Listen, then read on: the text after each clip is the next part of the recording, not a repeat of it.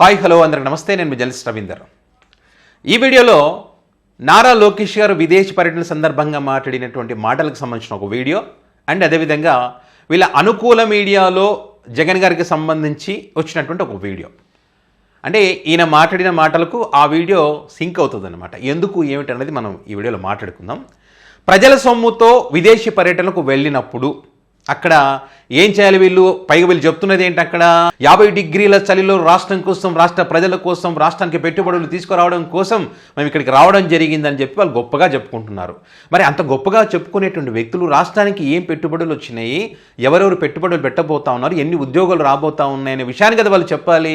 అది చెప్పకుండా వాళ్ళు చేస్తున్నది ఏంటయ్యా అంటే అక్కడ ఆ మధ్యకాలంలో పాట వచ్చింది, జయము జయము చంద్రన్న అనే పాట వచ్చింది కదా. ఆ పాటలాగా వీళ్ళు ఇక్కడ ఒకరి మీద ఒకరు భజనలు చేసుకోవడము, లోకేష్ గారి గురించి చంద్రబాబు గురించి లోకేష్ గారు, రామ్మోహన్ రెడ్డి గారు, భరత్ గారు, ఇట్లా వాళ్ళకు భజనలు చేసుకోవడం, దాంతోపాటు జగన్మోహన్ రెడ్డి గారిని తిట్టడం. ఎందుకంటే ఇక్కడ అడుగుతారు కదా, జగన్మోహన్ రెడ్డి గారిని తిట్టకపోతే ఇక్కడ అసలు విషయం చెప్పాల్సి, ఎన్ని పెట్టుబడులు వచ్చినాయి, ఎన్ని జాబులు వచ్చినాయి చెప్పాల్సి వస్తుంది. సో అది చెప్పకుండా క్రెడిట్ చోరీ, ఇది ఇవ్వాలి అది ఇవ్వాలని చెప్పి కథ ఎక్కడికెక్కడికో తీసుకుపోయినారు. ఒక్కసారి లోకేష్ గారి మాటలు చూడండి, తర్వాత ఇంకో వీడియో కూడా మీకు చూపిస్తా.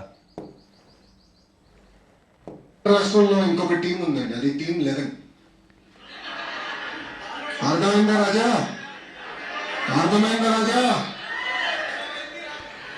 అదొక ఏడుపు గొట్టు టీం. వాళ్ళకి ఏడుస్తాం తప్ప ఇంకేమీ తెలియదు. పెట్టుబడులు మేము తీసుకొస్తా అంటే ఏడుస్తారు. సింగపూర్కి వెళ్ళి పెద్ద ఎత్తున మేము అక్కడ ఉన్న మంత్రుల్ని, పారిశ్రామికవేత్తలు కలిస్తే ఆంధ్ర రాష్ట్రానికి రావద్దని ఆ ఏడుపు కొట్టు టీం ఈమెయిల్ పెట్టే పరిస్థితి. ఇంతగా సింగపూర్కి ఈమెయిల్స్ రాస్తే కంపెనీ రావద్దంటే రాకుండా చేశారని ఈయన చెప్తా ఉన్నారు. ఏ కంపెనీకి రాశారు, ఎవరు రాశారు, ఆ కంపెనీలు రాకుండా ఎందుకున్నాయి, వాటి వివరాలు చెప్పొచ్చు కదా. అంటే ఎవరో మెయిల్స్ రాస్తే రాకుండా ఉండేంత కంపెనీలు అవి. పైగా మీ చంద్రబాబు గారు ఏమైనా చేయగలరు కదా. ఆయనను చూసి ప్రపంచం మొత్తం అనేక పాఠాలు నేర్చుకుంటుంది, ప్రపంచానికి అనేక విషయాలు చెప్పాడు. ఈరోజు అనేక దేశాల్లో బతుకుతున్నారు చాలామంది, అంటే అది చంద్రబాబు గారు పుణ్యమే కదా. మరి అంత గొప్ప వ్యక్తి ముఖ్యమంత్రిగా ఉన్న రాష్ట్రానికి పెట్టుబడులు రావా? ఒక వ్యక్తి ఈమెయిల్ రాసినంత మాత్రాన్ని ఆగిపోతాయా? అదేలా సాధ్యం? చేతగాని దానాన్ని కప్పిపుచ్చుకోవడం కోసం మెయిల్స్ రాశారు, అది రాశారు అని చెప్పి డైలాగులు. కొన్ని కంపెనీలు కలిస్తే వాళ్ళు కూడా ఈమెయిల్ పెడుతున్నారు ఆంధ్ర రాష్ట్రానికి రావద్దని. కానీ గౌరవ ముఖ్యమంత్రి చంద్రబాబు నాయుడు గారు చూసి ఆ కంపెనీలు వస్తే మటు క్రెడిట్ తీసుకోవాలనుకుంటున్నారు. క్రెడిట్ చోరీ అంటారు. క్రెడిట్ చోరీ తీసుకునేది వీళ్ళు. ఆ క్రెడిట్ చోరీ వీడియో కూడా చూపిస్తా. ఇక్కడ జగన్మోహన్ రెడ్డి గారు కష్టపడి తీసుకొచ్చినటువంటి గ్రీన్కో కానీ, ఆదానికి సంబంధించిన డేటా సెంటర్ కానీ, అదేవిధంగా ఇన్ఫోసిస్ కానీ, భోగాపురం ఎయిర్పోర్ట్కి సంబంధించి కానీ, ఇట్లా అనేక పరిశ్రమలకు సంబంధించి ఎంఓయూలు కుదుర్చుకోవడమే కాకుండా కార్యరూపం దాల్చినటువంటి విషయాన్ని జగన్మోహన్ రెడ్డి గారి డేటాతో సహా చాలా క్లియర్గా చెప్పడం జరిగింది. దానికి సంబంధించినంతవరకు మీ వైపు నుంచి ఆన్సర్ లేదు. క్రెడిట్ చోరీ అనగానే బాబు పేరే వస్తూ ఉంది. మరి దానికి ఆన్సర్ ఇస్తే ఎవరు క్రెడిట్ చోరీ ఏంటని తెలుస్తుంది. ఆ క్రెడిట్ చోరీకి సంబంధించి వీళ్ళ ఛానల్లో ఉన్నది కూడా చెప్తాను నేను. ఇట్లా శ్రీ సిటీ కానీ, పోర్టులకు సంబంధించి రామాయపట్నం, మచిలీపట్నం, అదేవిధంగా మూలపేట పోర్టు, ఇవన్నీ ఎవరు తీసుకొచ్చారు? జగన్మోహన్ రెడ్డి గారు తీసుకొస్తే మేము తెచ్చామని గొప్పగా చెప్పుకోవట్లేదు. ఇప్పుడు మమ్మల్ని చూసిన వచ్చి ఆయన చెప్పుకోవట్లేదు. ఇప్పుడు ఈ టీం మోహన్ చేసి ఎవరు వస్తారు ఆంధ్ర రాష్ట్రానికి?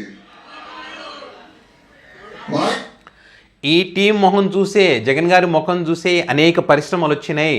జగన్ గారి మొహం చూసే మళ్ళీ ఓట్లు వేస్తారని చెప్పి మీరు భయపడి ముగ్గురు, ఆ ముఖం చూసే ముగ్గురు కలిశారు. మిమ్మల్ని భయపెట్టింది ఆ ముఖమే. మరి ఆయన ముఖం చూసే పరిశ్రమలు రావు, 11 సీట్లకే పరిమితమైనాడు కదా. మరి ఎందుకని జట్టు కట్టారు ముగ్గురు? ఎన్ని ఇబ్బందులు ఉన్నా కలిసి ఉంటామని ఎందుకు చెప్తా ఉన్నారు? మీ ఒక్కరి వల్ల ఎందుకు చేతగలదు ఒక్కరిని ఓడించడానికి? వాస్తవాలు మాట్లాడాలి కదా. మరి సింగిల్గా పోటీ చేశారా మీరు? చేయలేదు కదా. ఆ ముఖం చూసే కదా, ఆ ముఖానికి భయపడే కదా జగన్ గారి కన్నా ఎక్కువగా ఇస్తామని చెప్పి ఆ ముఖమే పబ్లిక్లో తిరుగుతూ ఉంటే ఆ హామీలన్నీ చేసిన మేము కూడా ఇస్తామని చెప్పి మీరు చెప్పుకోలేదా? వచ్చిన తర్వాత ఏమైంది? చెప్తున్నటువంటి ఆ ముఖాన్ని చూసి ఎవరు వస్తారు ఏంటి అని చెప్పి విధ్వంసం చేశారని చెప్పి మీరు చేసినంత అబద్ధపు ప్రచారాలు ఎవరూ చేయలేదు. ఇప్పుడు మీరు ఏదైతే చెప్పారో శ్రీలంక, వెనుజులా అదే అవుతా ఉంది. ఇప్పుడు తాజాగా కాగ్ రిపోర్ట్ కూడా అదే చెప్తా ఉంది. ఖర్చులు ఎక్కువైనాయి, ఆదాయం తక్కువైంది. మీ సంపద సృష్టి ఏమైంది? మరి మీ మొహం చూసి ఓట్లు వేశారు కదా, చంద్రబాబు గారు చూసి వేశారు. సంపద సృష్టి అన్నారు. ఎక్కడ సంపద సృష్టి? ఏమైంది మరి?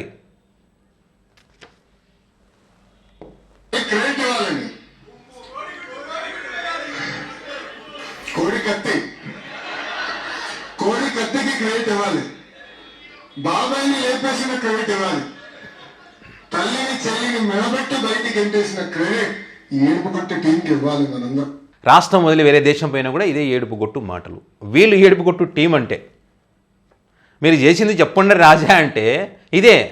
జగన్మోహన్ రెడ్డి గారు అంటే తల్లిని చెల్లిని బయటికి దొబ్బేశారంట. తల్లిని చెల్లిని ఎలా విడగొట్టాలని చెప్పి వాళ్ళ బతుకుల్ని ఎలా బజారుకి ఈడ్చాలని చెప్పి మీరు మీ మీడియా ఎంత ప్రయత్నం చేశారు. వారి ఫ్యామిలీకి సంబంధించిన విషయాన్ని బజారుకి ఈడ్చి వేరే దేశంలో కూడా మాట్లాడుతున్నారంటే దీన్ని ఏడుపనక ఏమంటారు చెప్పండి. బాబాయ్ గొడ్డలి పోట అంటారు, మళ్ళీ అక్కడ కూడా కోడికత్తే అంటారు. ఒక మనిషి ప్రాణం అంటే వీళ్ళకు విలువ లేదు. వివేక గారి హత్యకు సంబంధించి జగన్ గారి పాత్ర లేదనేది సిబిఐ క్లియర్గా చెప్పింది. చెప్పినా కూడా అదే ఏడుపు. మొదటి ఎన్నికలకు ముందు అదే వాడుకున్నారు, ఇప్పుడు అదే వాడుకుంటున్నారు. అది తప్ప వేరే ఏమైనా మాట్లాడతారా? తల్లి చెల్లి వివేక గొడ్డలిపోటు కత్తిపోటు కోడికత్తి ఇవి తప్ప వేరే ఏమైనా వస్తుందా? మీ స్థాయికి తగ్గ మాటలేనా అవి? ఒక మంత్రిగా ఉన్నారు, ముఖ్యమంత్రిగా ఉన్నారు, వేరే దేశంలో ఉన్నారు. అంతేగాని ఒక్క వ్యక్తి బతికేదానికి 700 కోట్ల రూపాయలు ఖర్చు పెట్టి విశాఖపట్నంలో ప్యాలెస్ నిర్మించే క్రెడిట్ ఈ ఏడుపు కొట్టు టీంకి మనందరం ఇవ్వాలి. రిషికొండ ఇంకా ఇంత నీచంగా మాట్లాడుతున్నారంటే నిజంగా ఆశ్చర్యం అనిపిస్తుంది. దురదృష్టం, ఆంధ్రప్రదేశ్ ప్రజలకు దురదృష్టం. గుండె మీద చేసుకొని చెప్పండి, జగన్మోహన్ రెడ్డి అందులో నివసిస్తున్నాడా? అది ప్రభుత్వానికి సంబంధించిన ఆస్తి, అంత గొప్పది కట్టారు నిర్మించారంటే గొప్పగా చెప్పుకోవాలి కదా. అది చెప్పుకోకుండా అదే ఏడుపు. ఎంత వేడి ఉన్నా తెలుగుల కోసం ఆర్నిసలు కష్టపడే ఏకైక వ్యక్తి గౌరవ ముఖ్యమంత్రి శ్రీ నారా చంద్రబాబు నాయుడు. రాష్ట్రంలో ఇంకొక టీం ఉంది, గొప్ప వ్యక్తి నారా చంద్రబాబు నాయుడు గారు. కరోనా టైంలో ఎక్కడున్నారయ్యా? తెలుగు రాష్ట్ర ప్రజల కోసం కష్టాలు వస్తే కరోనా టైంలో ఏడున్నారు? ముళ్ళ మూట సర్దుకున్నంత హైదరాబాద్లో కూర్చున్నారు. ఎవరైనా పట్టించుకున్నారా? ఎక్కడైనా ఏమైనా జరిగిందని చెప్పి పోయినారా? ఏ ఇంటికన్నా పోయి సాయం చేసినారా? ఎవ్వరూ చేయలేదు. అప్పుడు చేసింది ఎవరు? మీరు ఆ మొహం ఈ టీము ఆ టీం అంటున్నారు కదా, వాళ్ళే కష్టపడ్డారు, వాళ్ళే చేస్తారయ్యా కరోనా టైంలో. కరోనాను తరిమి కొట్టింది నేనే అంటారు, కరోనాకు మందు కనిపెట్టింది నేనే అంటారు. కరోనా టైంలో మీరు ఉండి చేయలేకపోయినారు కానీ తరిమి కొడతారంట వీళ్ళు. ఇప్పుడు క్రెడిట్ గురించి మాట్లాడుతూ ఉన్నారు. పిల్లనిచ్చి పార్టీలోకి పిలిచి మంచి పొజిషన్ ఇచ్చిన ఆ వ్యక్తిని వెన్నుపోటు పొడిచామే, ఆ క్రెడిట్ మీకే దక్కుతుంది. వెన్నుపోటు పొడిచే క్రెడిట్. సంక్రాంతి పండగ రోజున అశ్లీల దృశ్యాలతో చిన్నపిల్లలు సైతం అక్కడికి వెళ్ళి వారితో కలిసి డ్యాన్సులు వేసేటువంటి దౌర్భాగ్య పరిస్థితిని ఆంధ్రప్రదేశ్లో తీసుకొచ్చారు కదా. నాశనం చేసినటువంటి క్రెడిట్ మీకే ఇవ్వాలి. ఒక ఎమ్మెల్యే అనుచరుడు, బాధ్యతగా ఉండాల్సినటువంటి ఒక ఎమ్మెల్యే అనుచరుడు ఆడవాళ్ళ బట్టలు ఇప్పి డ్యాన్స్ అయ్యి నన్ను అడిగాడే. ఇలాంటి నీచమైన పరిస్థితి జరిగినప్పటికీ వాళ్ళని అరెస్ట్ చేయకుండా వదిలేశారే. ఈ నీచమైన పనులు సహకరిస్తున్న క్రెడిట్ మీకే ఇవ్వాలి. అలవిగాని హామీలనిచ్చి ఆంధ్రప్రదేశ్ను అధోగతి పాలు చేస్తూ ఉన్నారే, సంపద సృష్టి అని చెప్పి మోసం చేశారే, ఈ మోసం చేసిన క్రెడిట్ మీకే ఇవ్వాలి. మీ గురించి చెప్పాలంటే క్రెడిట్ చాలా ఉన్నాయి ఇచ్చుకుంటూ పోవాలంటే. సంక్రాంతి పండగ మా వాళ్ళనే అంటారు, దీపావళి మా వాళ్ళు, అన్ని వీళ్ళ వాళ్ళనే, మొత్తం వీళ్ళే, వేరే వాళ్ళు ఎవ్వరూ ఉండరు. అంత క్రెడిట్ వీళ్ళదే. పోయిన పర్పస్ ఏంటనేది కూడా మర్చిపోయి ప్రతిదానికి జగన్మోహన్ రెడ్డి ఒక ఆప్షన్ పెట్టుకొని జగన్మోహన్ రెడ్డి తిట్టాలి. పాడిందే పాత పాట. ఇక ఫైనల్ ఒక వీడియో చూపిస్తాను కదా, చూడండి. ఆంధ్రప్రదేశ్ మీద ఒక్కసారి అందరూ ఆశ్చర్యపోతున్నారు. ఏమిటి క్రెడిట్ చోరీ? అసలు క్రెడిట్ ఎవరికి, చోరీ ఎవరికి, ఎలా జరిగింది? జగన్మోహన్ రెడ్డి గారు మొదటిసారి డావోస్కి వెళ్ళారండి. 8 కోట్ల రూపాయలు ఖర్చు పెట్టి ప్రత్యేక విమానంలో వెళ్ళాడు. అక్కడికి ఒప్పందం ఎవరితో కుదిరించాడు తెలుసా? గ్రీన్ కో.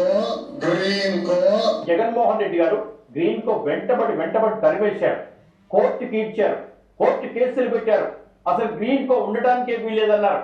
ఇదంతా చంద్రబాబు నాయుడు గారిది, పవన్ కళ్యాణ్ గారిది కలిసి ఉన్న కంపెనీ కాబట్టి, వారి సాన్నిహిత్య కంపెనీ కాబట్టి ఉండడానికి వీల్లేదని కోర్టుకి ఇచ్చిన ఘనత జగన్మోహన్ రెడ్డి గారి. ఉమ్మడి కర్నూలు జిల్లాలోని ఓర్వకల్లు, పాణ్యం మండలాల పరిధిలో గ్రీన్ కో సంస్థ ఇంటిగ్రేటెడ్ రెన్యూవబుల్ ఎనర్జీ స్టోరేజ్ ప్రాజెక్టుకు శ్రీకారం చుట్టింది. 2022 మే 17న అప్పటి సీఎం జగన్ శంకుస్థాపన చేశారు. 5410 మెగావాట్ల విద్యుత్ ఉత్పత్తి లక్ష్యంగా పనులు జరుగుతున్నాయి. అప్పుడు క్రెడిట్ చోరీ ఎవరిది? మరి చెప్పండి. ఇప్పుడు చెప్పండి. మొత్తం మేమే తెస్తే జగన్మోహన్ రెడ్డి టీము క్రెడిట్ చోరీ చేస్తూ ఉందని చెప్తా ఉన్నారు కదా. ఇప్పుడు క్రెడిట్ చోరీ చేసింది ఎవరు? వాళ్ళ మాటల్లోనే నారా లోకేష్ గారే ఆయన మాట్లాడేది గ్రీన్కో దావోస్ వెళ్ళి గ్రీన్కో కంపెనీతో ఒప్పందం చేసుకున్నాడు అన్నారు. మళ్ళీ అదే గ్రీన్కోని జగన్మోహన్ రెడ్డి తరిమి కొట్టారని వీళ్ళే అంటారు. మళ్ళీ అదే వాళ్ళ ఛానల్లోనే గ్రీన్కో జగన్మోహన్ రెడ్డి గారి ప్రారంభమైంది. మొత్తం వాళ్ళే చెప్పిన విషయం. సో క్లియర్, జగన్మోహన్ రెడ్డి గారు తెచ్చారు పరిశ్రమలు, క్రెడిట్ చోరీ చేస్తుంది వాళ్ళే అని. ఇవన్నీ సోషల్ మీడియా వేదికగా తిప్పుతూ ఉన్నారు. ఇవన్నీ చూపించిన తర్వాత పబ్లిక్ అదే అర్థమైందా రాజా అని చెప్పి లోకేష్ గారిని అంటా ఉన్నారు. రాష్ట్రం కోసం మాట్లాడానంటే టైం వేస్ట్ మాటలు మాట్లాడుతూ ఉన్నారు. సో ఇది పరిస్థితి. మరి దీనికి సంబంధించి మీ అభిప్రాయాన్ని కామెంట్ రూపంలో పెట్టగలరు. Thank you.